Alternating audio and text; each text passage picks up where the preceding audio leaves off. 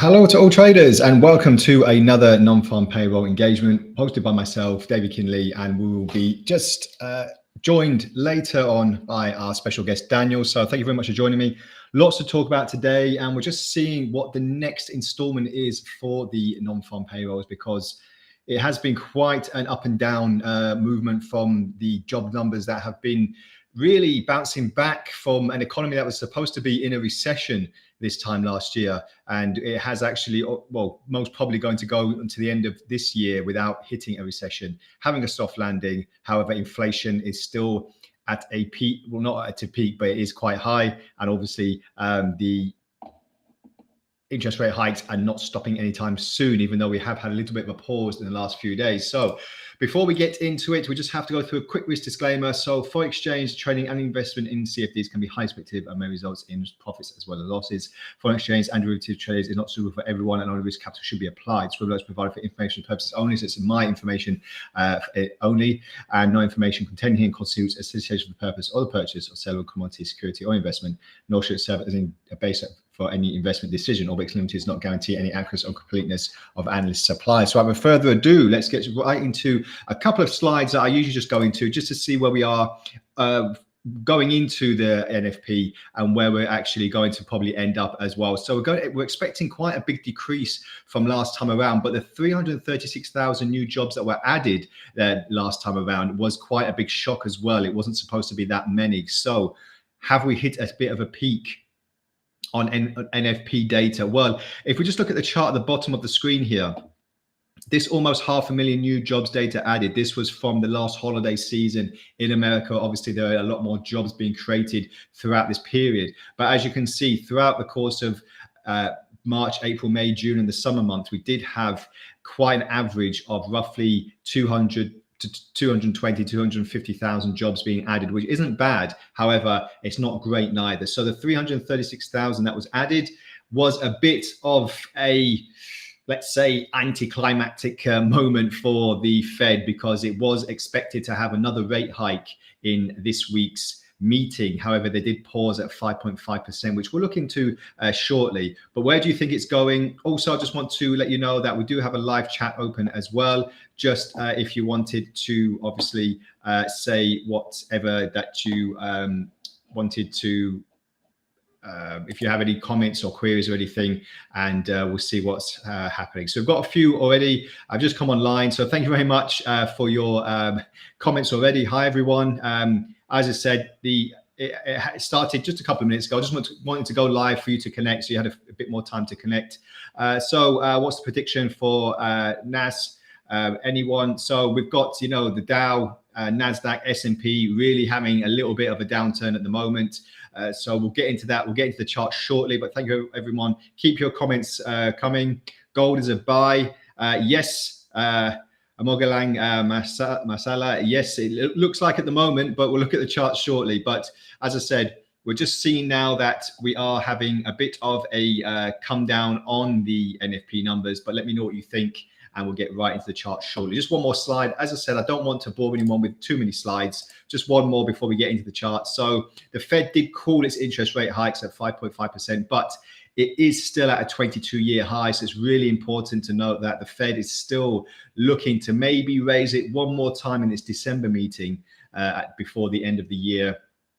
And this is basically based on what the NFP numbers are going to give us in just over 25 minutes time, and also where we're going to next as well.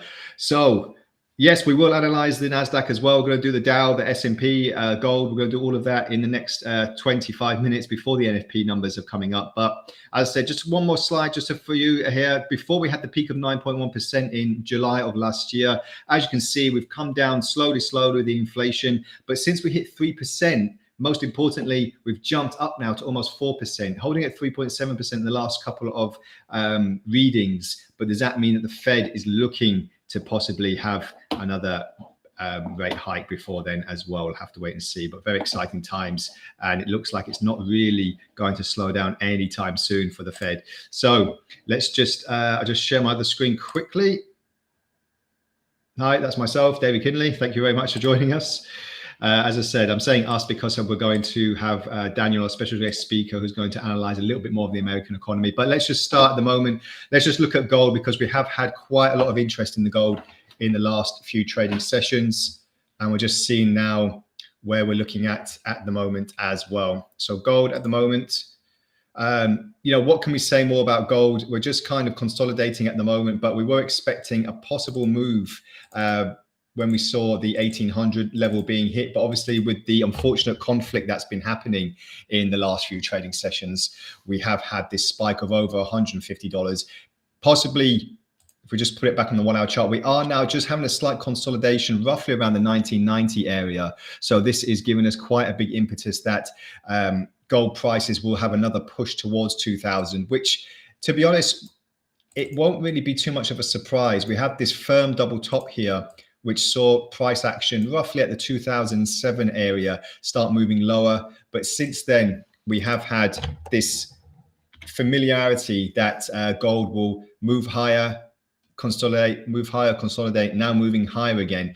Are we just looking at a slight symmetrical triangle that's going to start appearing shortly? Well, we've kind of broken out at the moment on some things. This could be a bit of a false spike here. So if we just bring it up slightly, let me know what you think. We're just seeing now that gold is really getting squeezed at the moment. So it is ready for a breakout, but which way is it going to go? Analysts do predict that they will have another test at 2000. So this can be quite a big issue for bears and dollar traders, because obviously dollar and gold bounce off each other. So this is going to look quite significant in the near term as well. So let's just look at the Dow as well. As I said, just going to flick through these quickly. The Dow has had quite a big downturn in the last few trading sessions. This is going from the middle of July here. And as you can see here, it's 35,500, moving down to 33,500, quite a big number of points moving off. But since then, as you can see here, we are moving up just over 150 points here at the moment. So are we back on for a slight bull market at the moment? Well, if we just put this in a bit of an ascending channel here, it is looking likely that we'll have to probably break the 34,000 area, which is quite a big psychological area at the moment. So if we break 34,000, for me, I would think that we would maybe start testing higher levels on the Dow at least. So this is quite something that we're looking forward to, because the markets have been quite predictable in the sense that gold has shot up so quickly over the past 2 weeks, over $150 move. This is very, very predictable. So a lot of money has been made for a lot of traders. However, are we expecting a bit of a come down now, expecting gold to start diving? We're expecting indices to start moving higher. Obviously, we've got earnings season as well, which has really started boosting indices as well. So we'll have to wait and see. However, the likelihood is that we are on the right track at least. So let's just have a quick look at NASDAQ, because we did have a request there. So NASDAQ, again, a little bit like the Dow, we had this downturn, and the S&P as well. We had this downturn really starting to move a little bit lower, and we're going to start seeing if it's going to start going any further down. Curry, thank you for your message. Is NAS going to sell? Well, it's looking likely that we will have another test roughly at the higher end of this channel here, roughly about just over the 15,000 point area, but it can easily stay in this descending channel. So if we do have a bit of a resistance area here, then possibly expect a move back down to stay in this nicely trending descending channel at the moment. So we're just waiting to see if that's going to really start paying off, and if price action is really going to start hitting us in that respect as well. So let me know what you think. If you are trading any indices, let me know if you're going to start really moving around your portfolio on indices as well, because it's going to be really, really important. I'm just putting my earpiece in because I'm expecting Daniel to be online shortly. So apart from that, let's just have a quick look at cable as well, because the Bank of England did hold on their interest rate hikes as well, a little bit like the Fed. Thank you for your message, Boycanyo. Will all indices sell today? Like I just said, if we look on the daily chart, and let's just put these two up together side by side, actually, the Dow and the NASDAQ, just really quickly, because we've got a lot to get through and we've got just over 20 minutes to go. So here's the daily chart for NASDAQ and the Dow. And as you can see here, the Dow is a little bit more of a falling channel, but it is still in a bearish movement at the moment. So it is looking likely that we will have more of a selling opportunity on the indices at the moment. So this can be quite dramatic, actually. Ekra, thank you very much for joining us. We're just going through the indices at the moment. We've been through gold, but obviously anything that you want for us to go through, please let us know and we'll be able to catch up with you shortly. But just going back to cable, just briefly, as I said, the Bank of England holding firm as well. We did see a bit of a rise on cable yesterday, and even in today's session here from yesterday's Bank of England rate hike, we saw roughly about the 120, mid 121. So we're moving up roughly about 70 pips, nice and steady. We're not looking at quite a sell-off just yet, but obviously the NFP could block that at the moment, because we are expecting possible bigger numbers than 188,000 new jobs to be added, but we'll have to wait and see. But since the Fed is expecting a soft landing, as I said at the beginning of the presentation, for those that missed it, the Fed is expecting a soft landing, no recession before the end of the year. However, with the recent conflict, we have seen a spike in gold. And tell me what you think about oil as well. We are expecting quite a jump on oil. It's trading roughly about $88 at the moment. But will that mean that oil will start moving quite significantly higher if other countries do get involved in this conflict? And obviously, the Middle Eastern countries are always a big producer of oil, and it could actually affect oil. But could we go back to $150 a barrel like we did in 2008? We'll have to wait and see, but let's get the $100 mark as well. So Kido, thank you very much. Okay, let's check dollar CAD. Nice request there. So let's pull it back to the daily chart, because we did have some nice levels at the moment. So since we saw this nice double bottom here, roughly the lower 131 area, we've had quite a steady like impulse direction here. This is the first one, 1, 2. We're moving up to 3, moving back down to 4. And now we're on the upshift to 5. Have we hit and reached this peak of 5? And has this impulse ended? Or are we going to see another move to the upside? Well, as I said, we had quite a weak dollar in the last few trading sessions. So that's why we've had a bit of a dive on the dollar CAD, as well as most of the other currency pairs as well. And we're just looking to see if we're going to have another push higher. But certainly, just before we finish on dollar CAD, we're just seeing now if we're going to have a hold at roughly the bottom area of 137. But really, you know, coming from 131, going over 600 pips, it is looking likely that we will still be in a bull market for dollar CAD. So just keep an eye on that as well. So dollar yen, yes, let's get right into dollar yen as well. Let's just quickly remove the cable.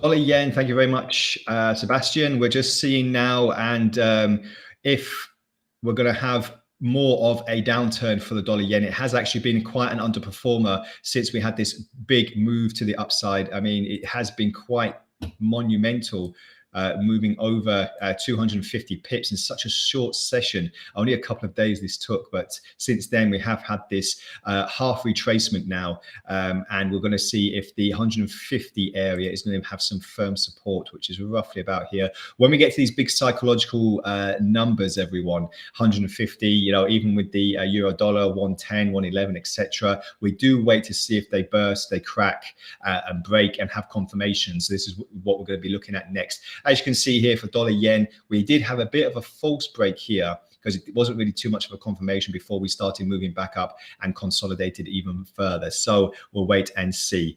Okay, we'll go back to gold in a second. We just wanted to finish off quickly on the euro dollar. So euro dollar has been quite a performer for most of 2022, especially.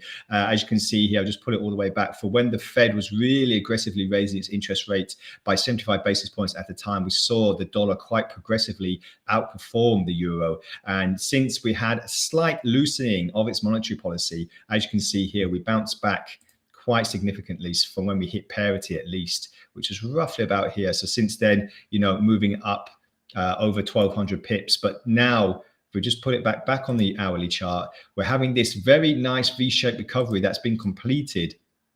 And every time we see V-shaped recoveries happening, we wait to see for the peak as you can see here. And then we saw quite a big retracement at the moment. So if we do get another attempt at this 106 level, mid 106 level, sorry, we could see another fall because there is heavy resistance there, that's for sure. So we'll wait and see. Let's just go back to Issa. So Issa, hi Clinton. Yes, we checked on the NASDAQ and the gold. We'll just go on them one more time because we're having quite a lot of interest in gold at the moment. So gold, let's just put it back on the daily chart because since the conflict began, not only with Ukraine and Russia in February last year, we also saw quite a big spike over 2000. But since we had the conflict beginning in the Middle East, the unfortunate conflict, we have seen a really big push up to 2000. Now, before this happened, it was quite worrying that gold would actually start falling below 1800 and we would see these levels of 1700 and 1600 that we saw at the back end of last year. But obviously really big fundamental news events can happen in the world, and this one has really started to take shape. And as you can see here, this $150 move, over $150 now, roughly about $180 actually, that's been really added on to gold, which has made it one of the best performers in the last couple of weeks. And don't forget, this has only been a couple of weeks since the 3rd of October. So, and where are we now? Well, sorry, a month away. So, but since we had the conflict beginning, we saw gold jump up $30 a day, $50 a day. So it really started to really outperform other commodities and instruments as well. And even the metal market in general, we started looking at silver as well, start moving higher. So Clinton, we'll just touch on the NASDAQ again. We just looked on that just before you came online. So as I said before, we're having this bearish channel really starting to move down now. We're looking to see if we have this test at roughly about just over 15,000 points on the NASDAQ. We could expect some firm resistance then, because this bearish channel has had a few peaks since it has been operational. And as you can see, some firm support here as well. So it is looking likely that if we do have a bit of a move to the upside, we could see this start moving lower as well. So just prepare yourself for that if we do have this kind of movement, because it can be very, very opportunistic as well, even though it is in a bear movement as well. So let's just quickly recap on what we're looking at the moment. And we just got over 10 minutes before the NFP figures. Nothing's changed in the sense of the actual amount that we're looking at the moment for the NFP. I'll just have a quick update to see if there's any movement on that. So NFP figures, 180,000 now expected against 336,000, which was last time around. So it's looking likely we will have that. And we're just going to let Daniel in now. He's joining us. Hi, Daniel, can you hear me? Hey, yeah, how's it going?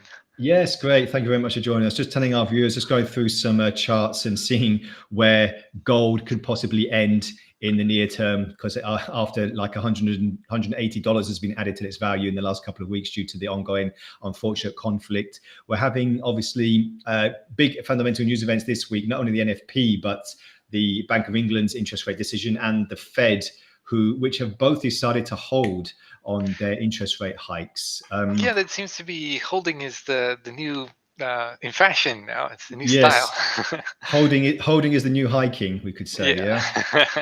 Exactly. So with that being said, Daniel, with this holding nature that's happened not only with the Fed but the Bank of England as well, are we looking at central banks just waiting to see what's going to happen, because they don't want to run before they can walk? In that sense, they didn't really want to disrupt the market too much, because there is still one more possible rate hike to come before the end of the year. Yeah, exactly. I mean, that sort of happened with the Bank of Canada and the RBA earlier in the year. They paused. What was it? The Canada, I think it was in May or April, somewhere around then, and then the inflation popped back up, and then they had to start going back to tightening again. And so, especially for the Fed, they're really worried about not having to restart hiking. So that's why they're being a little bit extra cautious, and probably that they'll keep talking about caution probably until next year, but that doesn't necessarily mean they'll actually go through with with another hike. Yeah, exactly. I mean, this is the thing. We've hiked so much, but the problem is, since we hit 3% year-on-year inflation a few months ago, we have had a slight uptick in inflation, and now it's at Exactly. 3.7%. So I think the Fed is probably looking at this as if to say, okay, we came from 9.1%, we went down to 3%, which is quite an achievement. However, our target of 2% is still a little bit of a long way to go. Yeah, and if you go with the core rate, which is a little bit above 4%, it's still pretty far away. The core rate, it keeps coming down. That's sort of like the saving grace. But the thing is, the if the headline starts going up, this could feed through to the core, and then it ends up being the same problem. And so you had the high energy prices that have been going on for a while, and that's actually one of the things that's easiest to translate into moving up the core rate, because if transportation costs more, if it costs more to provide the energy to produce manufactured goods, then those things are going to go up in price. So I think probably the Fed is still pretty nervous about that, unless you can see, the energy price go. Well, I guess crude prices would have to go down to back to where they were at like $70 a barrel before the Fed could feel a little bit more relaxed. But then, of course, that isn't exactly stable. The price of energy keeps bouncing around quite a lot. So yeah, that it's still uncertainty. But, I was just going to touch on that as well. With the mhm, crisis that's going on in the Middle East at the moment, I mean, oil yeah, prices are looking likely that if OPEC doesn't contain them, they could actually shoot up to over $100 before we know it. I mean, we're looking back at the 2008 financial crisis when they were over $150 a barrel. I mean, yeah, it's not out of the realm of possibility that if this ongoing war keeps ongoing, yeah. if we do get that kind of amount of dollars per barrel. Yeah, that's exactly the thing, is because for the oil producers, having expensive oil is really good because they make more money.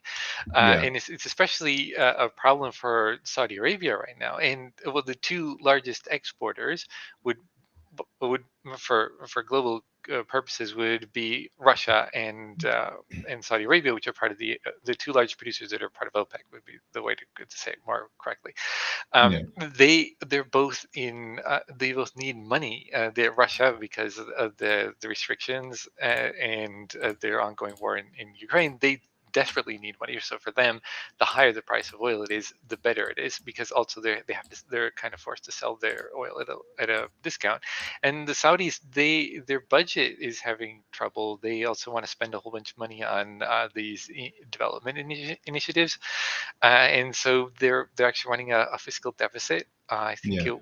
up until quite recently. I don't know if they've gone back into the green now that the price has gone up above 85, but it seems to be that they need an oil price closer to 90 to Mhm. really generate a fiscal surplus. So for them, keeping prices higher, closer to 100 would be better. Maybe closer to 150 would be even better. And so, with the tensions going on, affecting a couple major transportation hubs. Gaza is, I think it's like 200 kilometers away from where the ships coming out of the Suez Canal go, and is a lot of the oil that's going to Europe. It goes up through the Suez Canal, so that could Mm. also be a significant concern that will keep the price of oil up, even if the dollar does get a little bit. Well, yeah, even if the dollar just does get a little bit stronger because of whatever the Fed does in raising the raising yields. Like that's what everyone's really concerned about, whether the U.S. is going to go into a recession, and that's Of going to keep course. the yields Yeah, bouncing around. or if So, we're going to have a soft yeah, landing or not, basically. yeah, that's pretty much what we're going to see in the data coming up, is if there's a chance for a soft landing or not. Exactly. Just something I wanted to pick your brains on before the NFP comes, Mm, Daniel. With the earnings season, that's been okay at the moment for a lot of the top yeah, companies. The indices were on a bit of a slide. The Nasdaq, the S&P, and the Dow. They did have a bit of a, we're in a bit of a bearish channel, and we were looking for a little bit of a pickup. Could we see this pickup now happening with the earnings season? I've had a few of our viewers asking about where next for the Nasdaq and the Dow, especially. Could you see there's a little bit of a light at the end of the tunnel? Would you say?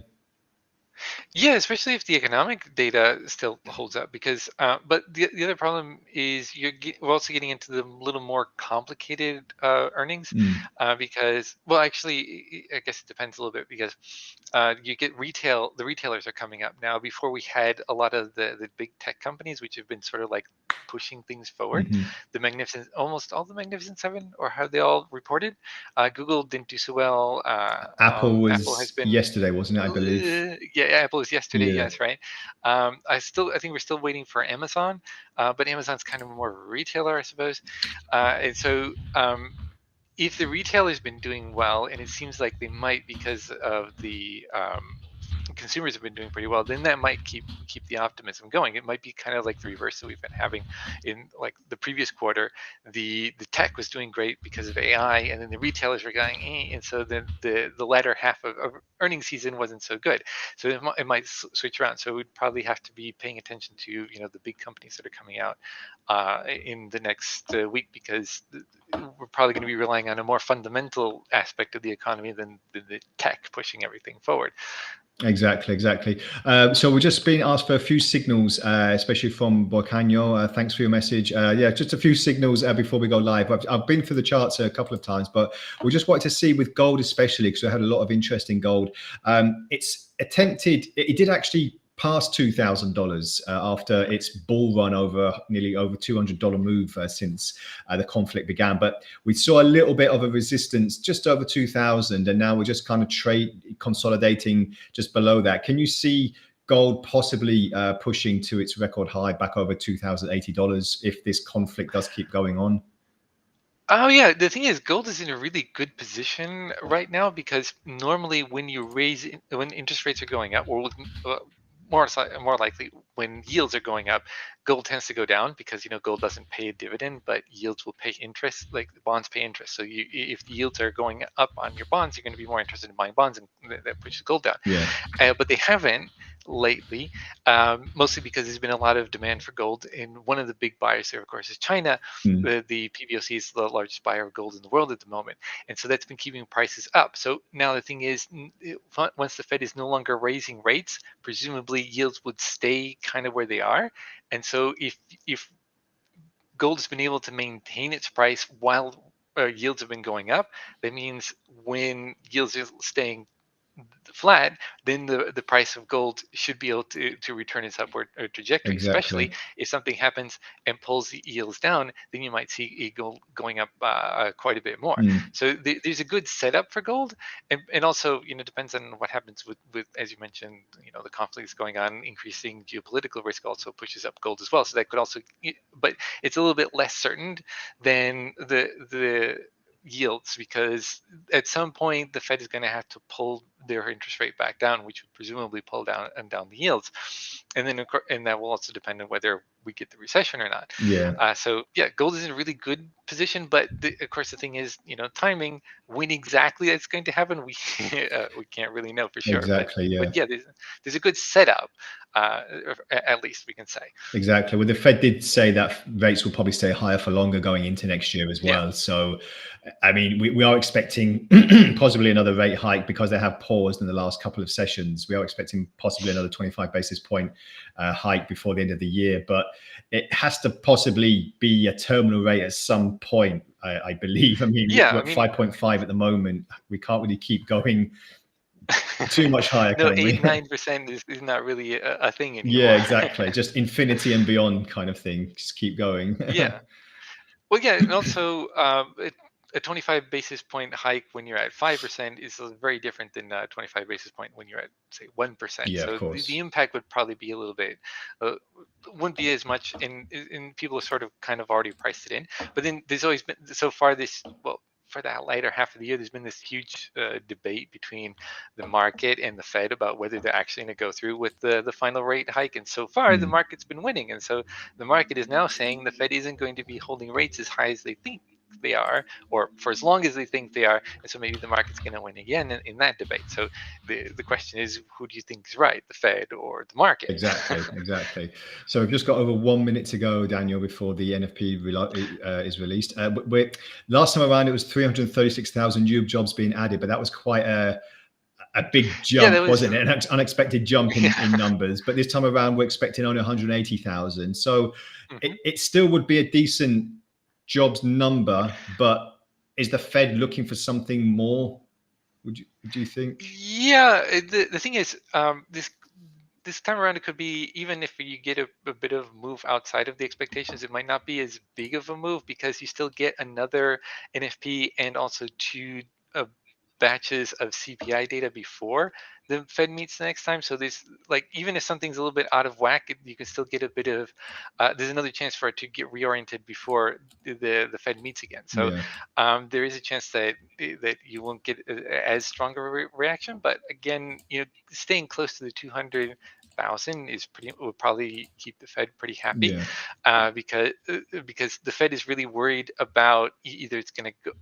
Well, another repeat of the 300 and something thousand might end up getting people a little bit worried that they're going to be that there'll be another rate hike, especially. And even if you get like a higher NFP number, but that comes with a bump up in the unemployment rate, that could also offset it a little bit. of So course. it, Um, maybe there'll be a bit of volatility. I guess we'll see what will happen. There could be. Well, the numbers are just coming in now, Daniel. So 150,000 new jobs being added only. So a little bit Oh, a little bit more below. subdued to 180,000. Unemployment rate has ticked up as well to 3.9% against Oh yeah, so 3.8%. like a more dovish version. Yeah, Yeah. so that's why we're seeing quite a bit of a move against the dollar on the charts at the moment. So euro dollar moving over 20 pips at the moment. Gold really shooting up towards 2,000, moving over $10 Hmm. so far. So quite a big reaction in the market against the dollar. So we're having a little bit of a weak dollar at the moment, seeing dollar yen really sliding.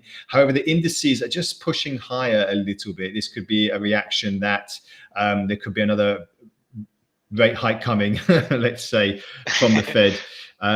What would you say, first of all, to that? I mean, unemployment rate as well, not really a good move higher to 3.9%. That's not too great neither. Yeah, I think the thing is here also, the average hourly earnings is below expectations. That would mean that there's less inflationary pressure for the Fed. So that even though the Fed's saying that they might raise again, that pushes the balance a little bit further towards no more rate hikes, which could be pushing down yields, Yeah. and that could be really, if yields have been moving, then that would probably really push gold, especially up higher. Hmm. And it also increases a little bit the worry that there'll be a recession. But even Of though, course. uh, yeah, the thing is, unemployment is kind of a lagging indicator. Hmm. So, but still, if the unemployment rate's going up and you're getting disappointing numbers of job creation, I don't know if the prior was revised. Mm. That might also no, that's Canada. And obviously the The participation rate as well, it has a little bit to say Yeah. on the Average. jobs figures. Oh, and no, last year last month they were as higher. Where is the unemployment rate? Average hourly earnings, non-farm payrolls. Prior was. Oh, the other thing is it has a large birth death adjustment of 412K. Okay, then that Uh, might have something to do with it as well.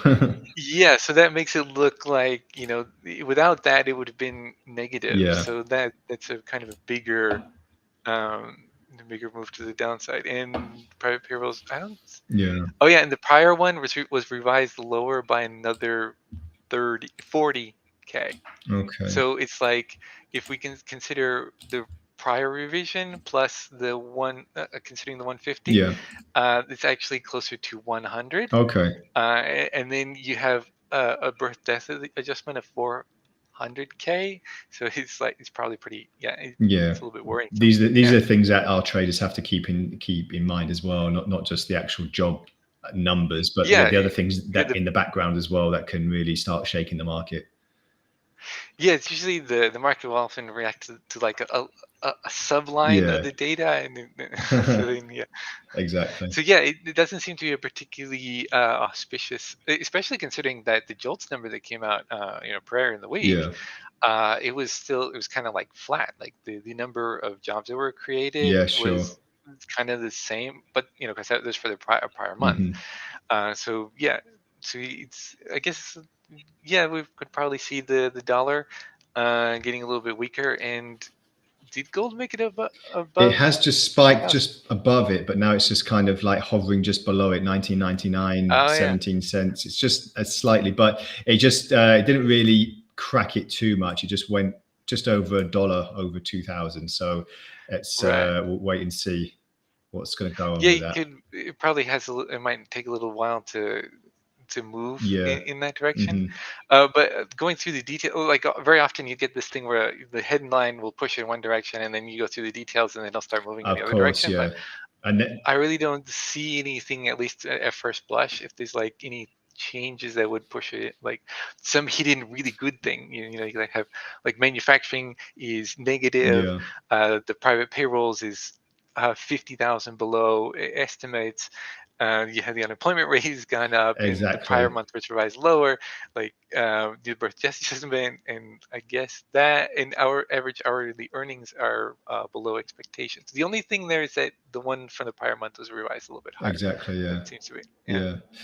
Okay, Daniel, that's great. Well, thanks for joining me once again on this NFP Hmm. adventure. It's been quite a good one actually this time around. The market has moved and Yeah, a good bit of a move. I exactly. wasn't really expecting there to be a bigger move. So Exactly, yeah. yeah. So, and gold has reached 2000. We'll see what happens towards the end of the trading session today, if it can hold that much. But a $10 Yeah. jump on gold for one fundamental news event is quite a big move as well. So, lots of Yeah. things to take into consideration here. Yeah, especially going into the weekend. The weekend has been a little bit shaky. There's been a Of lot of stuff course, going on yeah, over the of weekend, so course. maybe position aren't going to really want to be in a really risky position on a Friday evening. Yeah, exactly, exactly. Okay, Daniel, thanks for joining me once again. And we'll, Thanks for the no invite. problem at all. And we'll speak again next time around. Thanks again. Yeah, take care. Thank you too. Take care. All the best. All right, Bye for now. bye. Bye. Bye. So that was Daniel, everyone, just for his insight. So let's just take a look and digest all the news that's come through.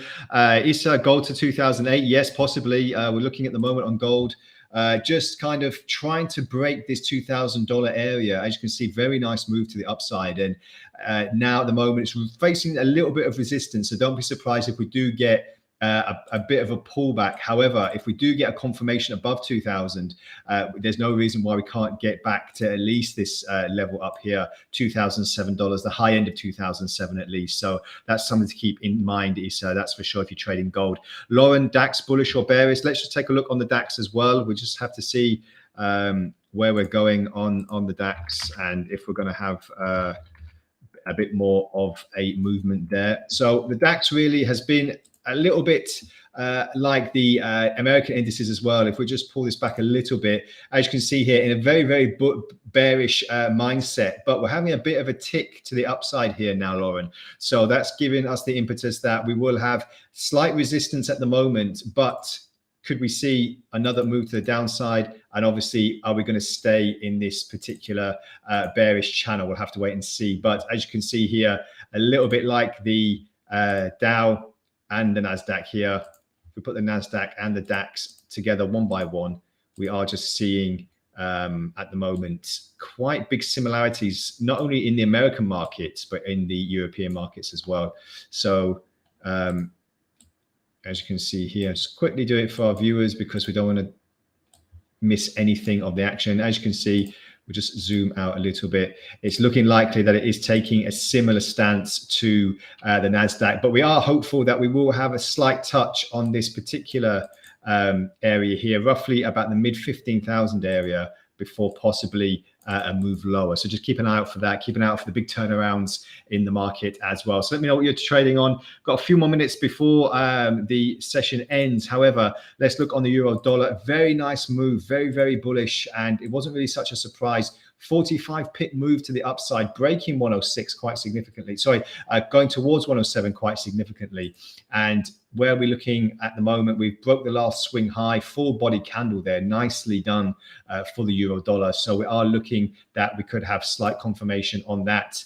However, it's got a long way to go before it gets back to the dizzy heights of 112, 113 that we saw in the summertime at least. So we'll just wait and see what happens in the near term as well. But it's been quite an exciting NFP. Thank you so much for joining me. Keep your questions coming. I'll be online for a little bit longer to see where the markets are moving to, where we can expect these big moves to happen, and where we're looking for next as well. So we're just going to see in the near term where we're looking. So let's just get all these windows up and running here. So like I said, gold moving over 2001 now. So Issa, yes, you're correct. Possibly another $6 or $7, we could reach that target quite significantly quite early on as well. So this can give us quite a big move to the upside as well. But what an NFP it's been. We had a very bad reading of 150,000 new jobs being added. So what next for the Fed? What next for the recession that's supposed to be going to be happening in next year? Possibly it was supposed to happen this year, but it looks to have escaped that. Are we going to have a soft landing? Are there going to be any more rate hikes before the end of the year? And obviously, where is gold going to be going? We've had a little bit of a move to the upside, but is it going to maintain that level? And are we going to keep on moving higher? Let me know your thoughts. As I said, I'll be online a little bit longer, but it's looking likely that we're going to have quite an interesting rest of the trading session later on. So thank you very much for joining me, and we'll speak again next time. Bye for now. Have a great trading session ahead and have a great weekend ahead. As I said, I'll be online to answer any more questions. But for now, for me, that's all from the NFP webinar, and we'll see what's going to happen next time around. So bye for now, and we'll speak next time.